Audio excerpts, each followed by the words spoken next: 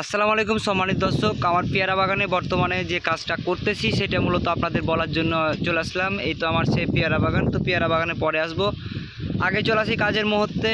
তো শুনেন, বিগত ছাত্র আন্দোলনের কারণে কিন্তু আমরা সঠিক সময়ে সঠিকভাবে আমরা মনে করেন ফেসবুকে ভিডিও আপলোড করতে পারি না। এই জন্য আমি খুব দুঃখিত।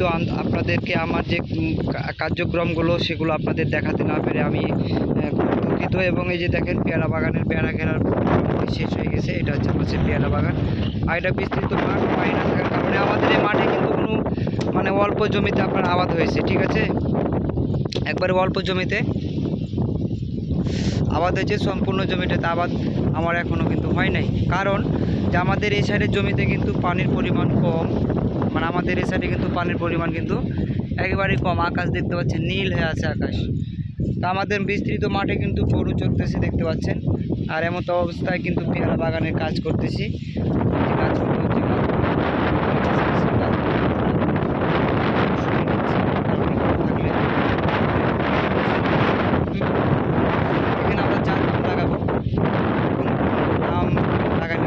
জাত আম বলতে কোন আমটা সবচেয়ে ভালো খাবে এবং চাহিদা বেশি, মার্কেটে ভালো মানের কাজ করবে, এটা জেনে থাকলে আপনারা অবশ্যই কমেন্ট করে জানাবেন। আর এই কাজগুলো কিন্তু খুব কষ্টের কাজ।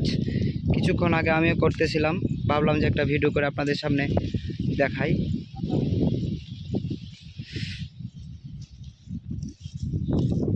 দেখছেন কত কষ্ট করতে হয়েছে, বাপরে, সেই কষ্ট করে কিন্তু কাজ করতে হয়। এই কাজগুলো কিন্তু বাস্তবে কঠিন, কষ্টের একটা কাজ। গাছ লাগানো এবং গাছ সরিয়ে দেওয়া বাগান থেকে, এগুলো কিন্তু অনেক কষ্টের একটা কাজ, সেটা আমি বুঝতে পারতেছি। আমারও খুব কষ্ট লাগতেছে, কারণ এই গাছগুলোকে আমি নিজে হাতে তৈরি করেছিলাম।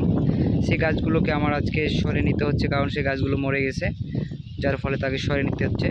মাটি খানিক করে ঝরে দিতে হবে এখনই, তাহলে ঝরে যাবে।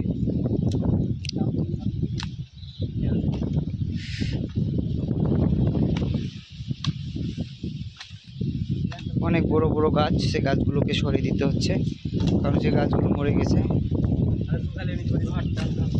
এমনি উপরে দিয়ে নিচ দিকে বাড়ি মারলেই এমনিতেই তোমার মনে করো মাটিগুলা ঝরে যাবে।